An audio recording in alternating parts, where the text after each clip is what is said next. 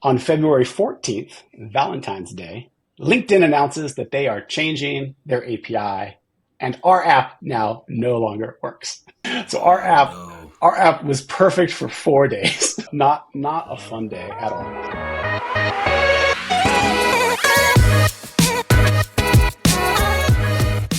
Welcome back to The Flop, the place where we dive into business, failure, and hope to learn something while doing so. I'm your host, Wes Rissell, and with me, as always, I have my two co-hosts and good buds, Tyler Cope and Josh Bowman. Guys, what's new? It's during the day for the first time. How are we feeling? Oh yeah. Feeling good. Good to be here in the late afternoon after work hours. Yeah, it feels good. I don't have a case of the Mondays today, so it's phenomenal. So with us, we have Ryan today. Ryan's going to go into a previous startup that he had and exited, and we'll kind of dive into that a little bit during the pod. For everyone out there, if you haven't yet, be sure to like and subscribe on YouTube or Spotify, whatever podcast platform you use, if you want to keep hearing from us dudes here. But let's jump in to our favorite segment, which is Fails of the Week. Boys, how did we fail this week? Let me take this one. So last week, as part of my normal day-to-day research job, we do all kinds of work with getting new initiatives, new programs started in different communities. And so we came up with an award. And at a banquet where we were going to celebrate this award, I'm up at a podium, suited up, have an audience around. I have an award in my hand, announcing all the hard work this family has done, how we can't wait to celebrate them. And as I'm watching in the crowd, as I'm talking about this family, I start seeing people talk amongst each other at tables. And so at some point, someone just stopped me and they said, excuse me, they're not this family. They're actually called this family. I did an entire speech around someone we were going to award and said the completely wrong family name. So, Cope, were you close? Like, was the name close? Where you just had a mispronunciation? I don't want to throw anyone under the bus, but I may or may not have had wrong information on the name. This is your Oscar moment, Tyler. Yeah. This is your Oscar moment. You know, you just got the wrong card. That's okay. Thanks. Was the other family there? No, everyone was kind of looking around, I think, for the other family. No, it was. Was there another family with that name, or was it just a completely wrong scenario? I botched everything.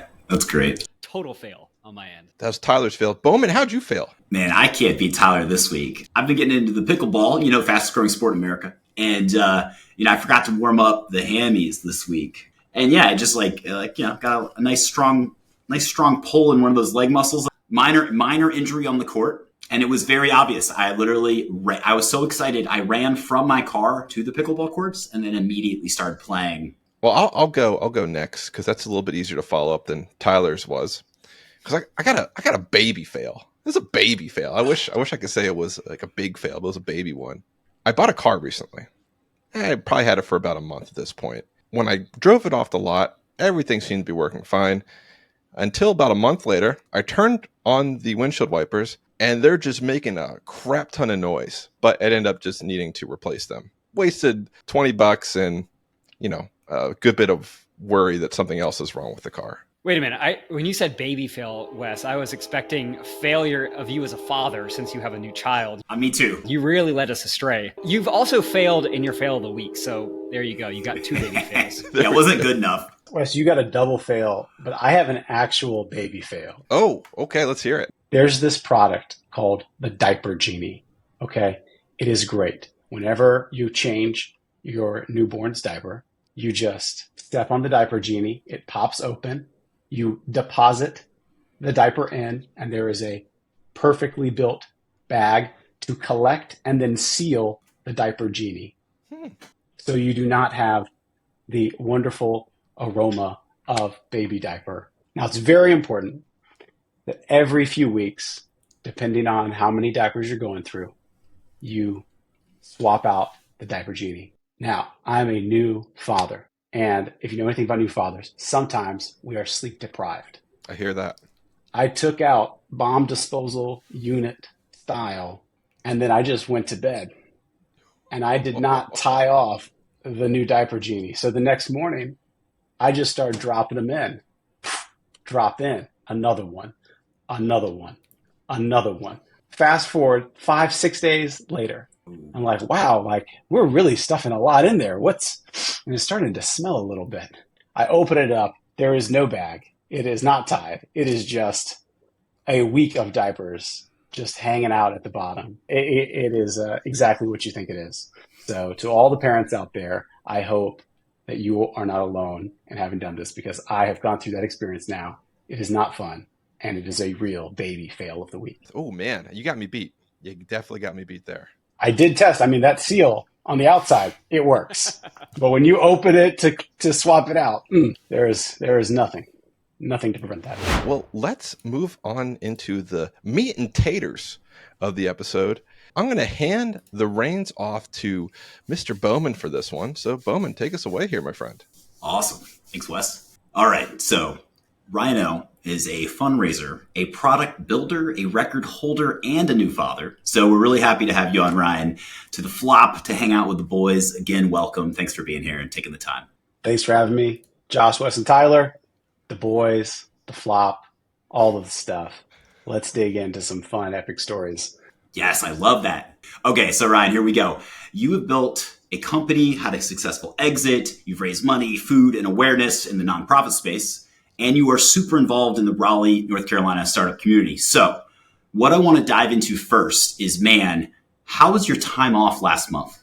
So after my son was born, I was able to take 2 months off. And, oh, man, it was amazing. I mean, I was exhausted. Like, it wasn't like a vacation, but it was incredible to just be home, be present. Wouldn't trade it for the world. A couple questions then. One of the main ones is, how did you get started? Like, what was the first thing that you would say got you all aboard the entrepreneurial train? You know, they say all entrepreneurs love to solve problems. So I have what I consider to be my first like big success. And because we're talking about failures, the first big failure. And that's this right here. If I can point there. What are you pointing to there? I'm pointing to a Guinness World Record. Oh, okay. Very cool. When I was a high school student, a bunch of us got together, do this big crazy project where we broke the world record for the largest food drive in 24 hours at a single location. And in 2011, we broke the record. It was over 500,000 pounds of food raised. Asterisk, we tried in 2010 and we only got like 300,000 pounds of food. Only 300,000 pounds of food? Is that what you said there, Ryan? Yeah, just 300. We were real scrubs. We only did 300,000 pounds. Shy by about 200,000 pounds. So we had to come back the second year and really, try. Could not have such lackluster efforts the first year. So came back in year 2, beat the record by about 50,000 pounds. And like I said, I'm on top of the world. This is so cool. And the head of the food bank comes over and is like, Ryan, do you know how much food we distribute every hour? I'm like, no, but I'm sure this is a lot. It's a world record. And he's like, we distribute 100,000 pounds of food every operating hour. And I was at the School of Science and Math. Like, we're real good at math, and I could do that math. And I'm like, so we gave people breakfast? And he's like, yep, who's going to give them lunch? Like, this is going to be over. Like, we'll get this out in a day. That hit me like a freight train. Because this was like, I was all in on this thing. Blood, sweat, tears. So many people were part of making this thing happen. I knew then I wanted to go build something that actually helped people and it was like more sustainable, that could make a bigger impact. That led me to start my first company, Pennies for Progress, when I was a student at State. And once you get the entrepreneurial bug, man, it's real hard to shake that. So it's been building ever since. Can we see that picture? Actually, I actually have it. Give me 1 second. This is it. It is in a very old picture frame. You can see it here. That's about maybe 1/5 of the food. Holy moly. If you want to visualize 500,000 pounds of food, picture 18 wheelers. And they were like, yeah, that's a good start, champ. Yeah, like keep them on the trucks, man. We gotta go distribute it. People need this stuff. What a valiant record to break, though. When I was in high school, I would have been like, all right, how many times can I jump up and down on a pogo stick? Not like how many people can I feed to help the community. It's definitely a cool thing. No one has broken it. It's been like 13 years. I get a call like once a year from someone trying to break it. I try to help out anyone who wants to take my record. If you guys want to do it, challenge on, go do it. Gladly help you. Anyone who wants to break my record, come at me. I would love to surrender the title. Maybe we should reach out to Mr. Beast. I'm surprised he won't challenge it because he's from Greenville. Look, if Mr. Beast wants it, he can come take it. He is also in North Carolina. Yeah. We work with the same food bank, and I'm just saying, Mr. Beast, come get my record. Jimmy, get on Ryan's level. We'll have Jimmy on the pod next week, and we can ask him about it. So I had a couple of questions. It sounds like you've done quite a few things. I wanted to dig into two things. So I'm going to let you choose kind of where you'd like to go. You've done fundraising. You got the bug, right? By collecting and raising this food for these food banks. You've done both on both sides of the aisle, right? You've gone nonprofit and you've gone for-profit exit. What would you say is the biggest difference in these two things? And then kind of how do they connect to you? I'll talk about the pennies story because I've talked about the employer story a bit in other places. And, the pennies story was interesting because we were a bunch of college kids, like a lot of student startups. You do it because, you want to have, fun building something with your friends. We were able to see some kind of early success on campus.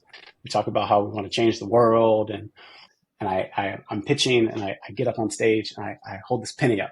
And I'm like, hey, what if every time you made a purchase, you could round up and donate? And this penny here could change the world. And that was like the mic drop moment. As we were building it, and I can go into all the details on that process, we ultimately partnered with another company that had some distribution and scale. We helped basically fundraise for a lot of other nonprofits. And we never really built a good business model to sustain the organization itself. As we all graduated, we all kind of went off and did our own different things. We were able to scale pennies only so far. And then, unfortunately, the company that we partnered with, they actually went under maybe a year or so after, we kind of handed the reins off to them. So what we were doing was really kind of new and novel. And now, it's all over the place. You see checking out in store or online, people always asking you to round up or donate. So we were really excited to be one of the first large scale national platforms for it. But, whenever I see that, I'm checking out, I was like, oh, that could have been us, but it's something else. It's a little bittersweet every time when someone's like, do you want to donate? I'm like, yes, I do. And I want to tell you my life story. But we ain't got time for that. So what part of the way you guys structured it did you think was the thing that you could have done differently? Or hindsight 2020, knowing what I know now, would have built it, very differently.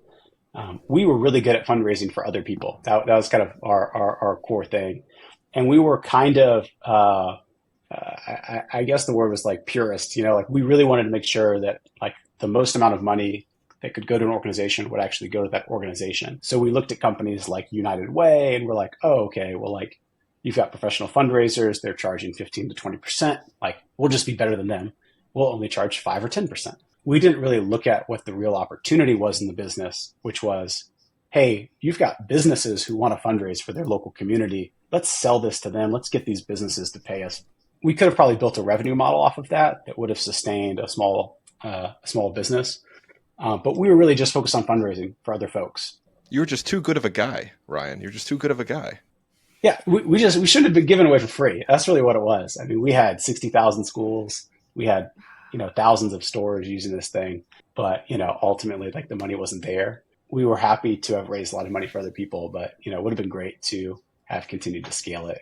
Do you feel like that experience did start pushing you to think let's just go bigger? How do we make nonprofits just blow up? How do we have more and more impact? I mean, when I look at the food drive, no one has raised more food faster in one place any other time in history, but we were a drop in the bucket. So we didn't even think big enough. Ryan, do you think it's harder though to raise funds in order to go big and go to scale with nonprofits? Just, compared to if you're looking for funds for a for-profit, for example. Yeah, definitely. I mean, I can tell you how easy it was to raise money for Employ Us. For starters, I'll say for all of Pennies for Progress, we raised just under $50,000. And we actually didn't even use all $50,000. We returned $10,000 that wasn't used at the end of the project. I bet when you turn back in that 10,000, were you slapping yourselves on the back? We did it. Or was it we're the best? We didn't even need this. I don't know. The mindset I feel shifts. I should rephrase my statement. We turned it in because we were asked to turn it in because the grant was originally designed for us to launch with like 20 businesses in the triangle.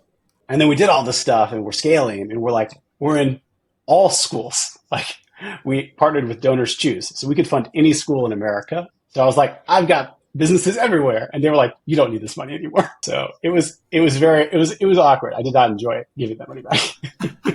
That is awkward. Like you're doing all these good things, making all these good partnerships, getting a wider reach and scale than they were anticipating, obviously. Like, give me that 10K back, actually. Yeah, like in the for-profit world, we would say like, hey, that was a success. Let's double down on that. Let's keep growing. But in the nonprofit world, it really matters who you partner with. Let's get into Employ Us. I feel like we've played around. I know you kind of gave the high-level overview, but overall, how did you get it started? Yeah, so I started it because I got my first, quote unquote, real job as a recruiter, which is a tough job. Like you're on the phone all the time. You're sometimes getting yelled at by candidates who don't want to talk to you. Very quickly, I found that the best hires always came from referrals. So I was like, if I just focus on referrals, like I could have a cool business here. So I was a senior at State, and we officially kind of launched the company. Basically, built out a product to help other companies and other recruiters get more referrals too. Ran it for a little over 7 years. Raised some money, built out a team, worked with a lot of really cool companies, and then we sold it in 21 to a company called Hirology. During that process, right, what was one place that you really had either a setback or some struggles that you'd be maybe willing to talk about? You could name day, month, year. I could give you a different one for like every other day. Like startup life is, I think some dude who owns that bird app says it's like eating glass and can definitely relate to that. Your job as a founder is to fall on your face so many times and keep getting up. And if you get up just one more time, we generally call those people successful entrepreneurs. How about this? What would be a fun failure to dive into? Because I can tell you, I've got tons of failures. I got money failures. I've got customer failures. I've got product failures. I've got... Which one did you have to do the most mitigation for? How about that? Which one did happen and you're like, oh shit, like we need all hands on deck? All right. So we raised about $1 million in our first 2 years to build the quote unquote Uber of recruiting, which whenever you hear a startup say they're doing X for Y, run away. Not a good idea. So we were going to be Uber of recruiting, and we raised some money. We built a product, and we did all of that on the backs of me building a little one-page landing page powered by a Google form and a MailChimp account, where we basically said, like, know someone for a job, add them here, and if they get hired, we'll send you money. That was Employ Us MVP. Impressive. Honestly. It took a weekend and $49 a month, and we got like 15 people jobs. So we go out, we raise a bunch of money. We're like, hey, we're going to go build this massive platform. We're going to go build a unicorn. We spent over $250,000 over the next 6 months of some of my money, some of our investors' money, to build an app to do that, where you could like connect with LinkedIn. You could do all these cool things. That first version of the app, we launched on, I think it was like February 10th, and you could refer someone that you're connected to on LinkedIn. On February 14th, Valentine's Day, LinkedIn announces that they are changing their API, and our app now no longer works. So our app was perfect for 4 days. Not a fun day at all. So we spent like another 6 months and another $100,000 making it so you didn't have to use LinkedIn. And all in, we're like $350K into this thing, and we've gotten like 6 people jobs. And we get paid per person that we hire. So you can just imagine how I feel. And we spent like a whole another year just basically fixing all that crap. It sounds like the lesson learned here is do not build your entire IP on another service or another product that could change the rules at any time, sidetrack you. And the funniest thing about this is it sounds like you had more success on your MVP that was a simple Google form than you did after $250,000. I was a very young CEO, did not know what I was doing. Definitely a painful lesson to learn. It's crazy too to think, if you had built that out like a year before then, you would have had a year's worth of success probably. But that timing, 4 days, that must have been dagger through the heart and twist it while it's in there feeling. Yeah, yeah, no joke. This actually happened. There was a company that built their product off of the exact same API that LinkedIn bought. It was doing something just a little bit different from us at the time. And then they like rebranded it into quote unquote LinkedIn referrals. So like they literally did exactly that. And I was like, man, if I had started this company 4 years ago, we would have gotten bought by LinkedIn. But hindsight 2020. How did you find out about their policy changing? Like, was it an email? Were you sipping your coffee and someone was like rushed in, like, Ryan? Like, how did you find out? I'll actually never forget it. I was overseas. I was in Portugal and I had just gotten to my hotel room. I'm trying to get onto like crappy hotel Wi-Fi. I check Google and like top of Google News is like LinkedIn changes developer platform. I read it and like my heart just sinks. I'm like, oh my gosh, this cannot happen. I literally just launched this thing. That's the way it goes, man. Sometimes you build a smashing success of an app on day one. And sometimes you got to take like 4 or 5 swings at that. Ryan, I'm interested in a failure on the money spectrum. I have lots of these. I mean, fortunately, at the end of the day, we sold it and everyone's happy. So that's my context for this story. When we had the product issue and we had to pivot and do all that stuff, we had to raise a little bit of money. So we went back to some of our investors, got a little bit more money to give us like 3 months of cash. And we were like, hey, we think if we sell to these types of employers, a little bit larger employers, we think we'll be able to build a better business there. We were like, we're going to charge $1 per person per month. We're going to sell employers that have 500 to 5,000 employees. We built the plan. We modeled it out. Our Excel formulas were perfect. Love a good data sheet. And we go to our first customer and we sold them. And they actually said, could we pay you a year in advance? I was like, absolutely. We can do that. We actually have a discount. It's the annual plan. And we'll charge you, $10 per person per year. And we locked them in for like a 3-year contract. We've got a couple customers that are paying the bills. And I'm like, we're profitable because we were profitable in January, because someone prepaid for the whole year. All of a sudden, some deals started taking 2 or 3 months. Some people wanted to pay monthly. Some people were only 400 employees, not 4,000 employees. So we got into a lot of trouble early on where we had to go back to our investors and say, hey, we're kind of opening this up. It's taking longer to close some of these deals. That entire time we're living month to month. And, it really all just came down to if you just had better cash management, I would have known on day one, I probably should have raised much more money and had the time to actually go after those types of customers, right? They say if you want to go after a large enterprise, Fortune 1000 customer, it takes a year to close that kind of a deal. I'm not going out there whale hunting, I'm trying to talk to someone who's going to make a decision today, I was like, Ryan, how did you reconcile that?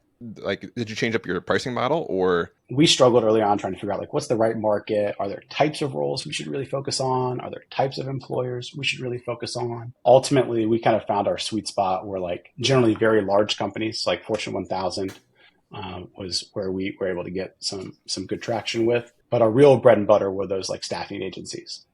All right. So Ryan, can you give us one time when throughout this process, you felt despair, deep despair at being an entrepreneur?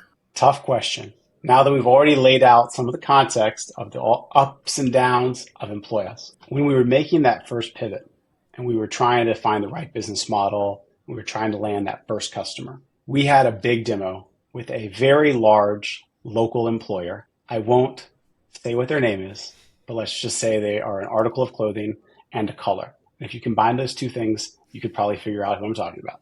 And we're doing the demo. When we're doing the demo to the team, we show them what it's like to use it. So we're like, hey, we want to refer someone. So who do we refer? We refer the only person that we could think of on the spot in the demo, and that is their CEO. And we don't think it's set up for anything. This is the demo is the test account. And, we leave the demo. We're like, hey, we really crushed it, guys. High five and all around. They loved it. We get back to the office. I've got an email with 20 replies on it That email went through to the CEO of this publicly traded company. This is our make or break moment. Like, my investor was in the room. They basically said, like, hey, the CEO got an email saying that his company had signed up for Employ Us. And the CEO forwarded it to the CHRO, who forwarded it to the head of recruiting, who forwarded it to the manager of recruiting, who forwarded it to the person who was evaluating my product. And that person then called me. Now, in the grand scheme of things, it's a freaking email. Like, who the heck cares? But this was a very large company, and this was one of those things that you just like don't do. So, we really just had to kind of deal with that. They never signed up for it. This was a customer that had they signed up for it, it would have been, we could only work with them. We would have been fine. Now, I check. I'm like, nope, we are not sending out anything. We are only putting in our own email addresses when we test stuff. Because I went to bed that night and I was like, we're done. Like, this company is toast. We fucking sent the wrong email to the wrong person at the wrong time, and it torpedoed the whole company. I think the part that really hit home to me was that it went well, right? The pitch went well. It was just that email afterwards. I mean, you could have sent the CEO another email after their own internal team tried it and said, hey, still thinking about us, huh?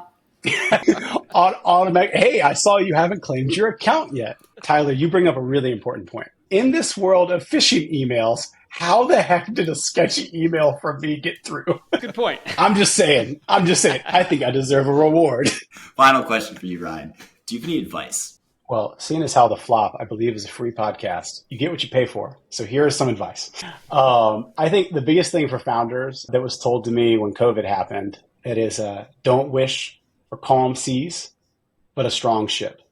And I think, when we talk about failure, that's really what matters most. There are so many people who will blame others, will try to deflect responsibility. You just got to own it, because COVID was tough. It's tough on a lot of people. It was especially tough if you had a job app and your largest customer was Delta Airlines. But, if you got a strong ship, it doesn't really matter what the current is. And don't run out of money. That's very important. That's the other rule. Don't run out of money. Strong ship. This is excellent. Thanks for sharing all that, Ryan.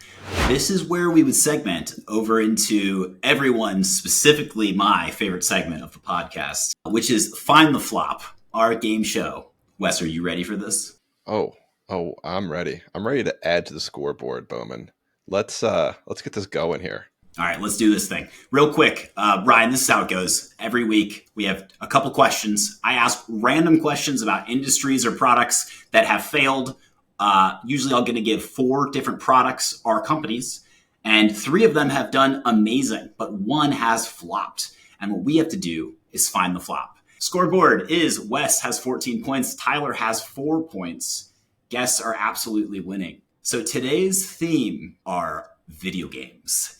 Yes, everyone's favorites. All right. To start off, first question. This is on old school video games. Which old school video game console, when compared to its competitors, flopped the hardest in the middle of the 1990s? Number 1, the Sega Saturn. Glorious 1994 launch. The Sega Saturn was designed to excel in 2D graphics, which was the strength of Sega's large library of arcade games. Number 2, the Sony PlayStation 1. 1995, quickly on the heels of the Sega Saturn, it pushed initially into 3D gaming and had a large library of games. Number 3, the Game Boy Pocket, released in 1996, featuring a compact and redesigned version of that original Nintendo Game Boy.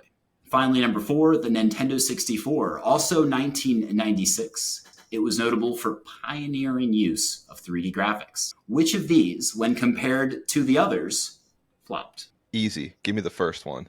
Wes is confidently locking in Sega Saturn. That was my... I had to answer before Tyler got a chance to answer. To Ryan and to the audience, this is what happens. Wes jumps to the obvious answer and then shames me if I say the same. It's the only reason why I'm down 10. I mean, it's certainly not N64 or PlayStation 1, but the Game Boy Pocket, Game Boy Color exploded, but the Game Boy Pocket, I'm not sure that had a long runway. So I'm going to go with the Pocket as my choice. I feel like strangely I'm now breaking a tie between these two because PlayStation 1, hands down, that's not it. I played Crash Bandicoot on the PlayStation 1. You don't mess with Crash Bandicoot. I will say, my first Game Boy was a Game Boy Pocket. But I feel like Sega might be more popular than the Game Boy Pocket because the Game Boy Pocket was sandwiched in between two fairly successful Game Boys. So I am going to lock in my answer with Tyler on the Game Boy Pocket. Let's go. All Woo! right, I'm going to read off the Game Boy Pocket. The Game Boy Pocket 1996 release. Smaller size, improved display, and reduced power consumption made it an attractive option for gamers. It extended the life of the Game Boy brand in the competitive handheld market in the 1990s. Fun fact, actually.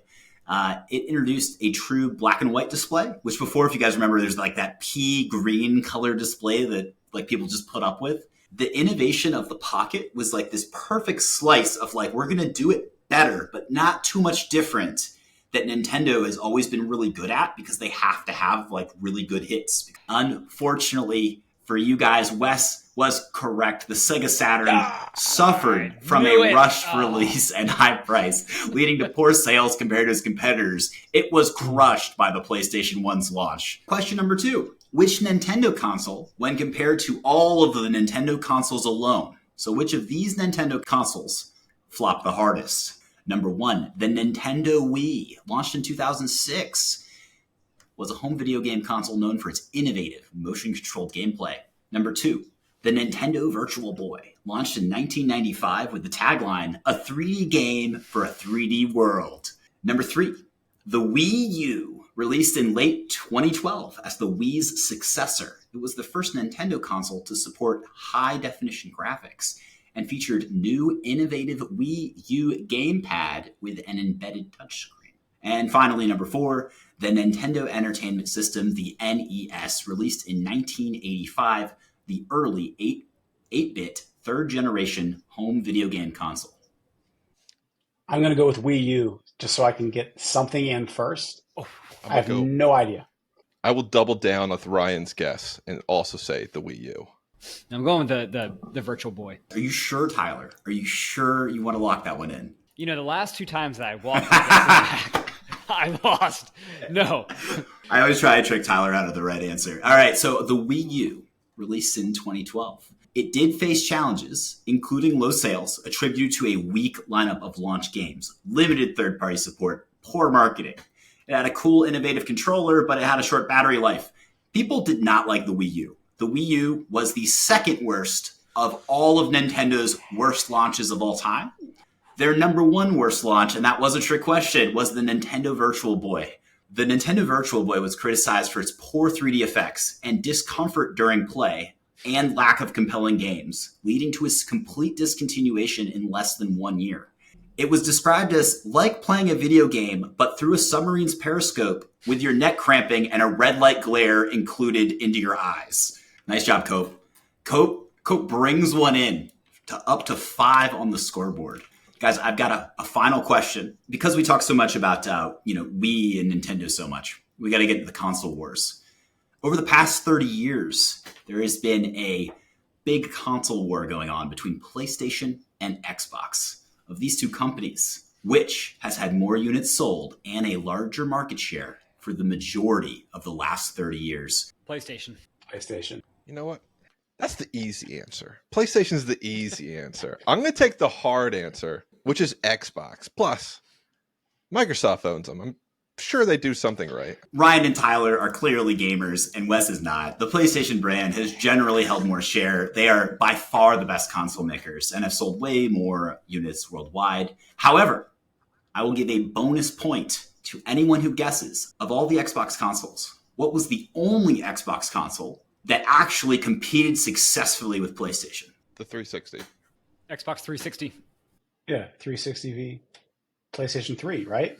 Yep. Man, you guys crushed this. Maybe I made this too easy. I'm just talking to a bunch of nerds over here. That was a softball question, Josh. Yeah, easy. Let's get to those quick hitter questions. Yeah. All right. Nice job, boys. Way to find the flop. Well, Ryan, speaking of quick hitters, here's how it works. I give you the question. You give me the first thing that comes to mind. So, number 1, what is your morning routine? I have no morning routine. I have a newborn. So your morning routine is your newborn. Great answer. Number 2, What fictional creature would you bring to life if you could? Unicorns, super cool, and my mascot at School Science Math. Go unis. This is the universal sign for unicorn. And also, unicorns have come up twice now for that as an answer to that question. But what business or product from a fantasy world, book or show, would you like to run? Tricorder, Star Trek. I don't know if I would like run that, but I just think that would be cool to be like, boom, it does everything. Can you explain what that is? So the tricorder is basically a medical device that like solves all problems. You just be like, ding, like imagine if your iPhone, you just be like, to your head, and it could tell you what's wrong with you. Number 4, are hot dogs sandwiches? If it's not a sandwich, what is it? I think it's a sandwich. It's got all the core ingredients of a sandwich. This is a position I do not take lightly, but I could be easily swayed if you have a very strong argument. Here's my compelling argument. All right. It's not. Question number 5. Favorite. All right, Ryan, last question. Which book have you recommended the most to your friends over the past year or two? Consistent book is always The Hard Thing About Hard Things. It's a good one. All right, I like it. Well, that wraps us up. Thanks for being here, Ryan. It was really fun hanging out, getting to know you, hear about all your cool stuff that we've done. Yeah, thanks so much. It's awesome being on the show. Startup life is tons of fun. Highly recommend it for everyone. All the crazy blood, sweat, and tears alongside it. The eating glass, I think, is going to stick with me. I think we need to start a line of clothing, and eating glass should definitely be one of those images that we put on there. Ryan, if people wanted to learn more about you or any projects that you're working on or anything along those lines, where would be a good place for them to find more about you or reach out to you? I spend way too much time on LinkedIn, so that's usually the best place to follow me or connect with me. The DMs are open, I guess is what they say. I'll put a link to your LinkedIn in the description of the podcast as well. Please like, subscribe, do all the things so you can continue hearing from awesome people like Ryan, and you get to, I guess, hang out with Josh, Cope and I as we divulge into these different adventures here. But that's it for the flop, everybody. We'll see you next time.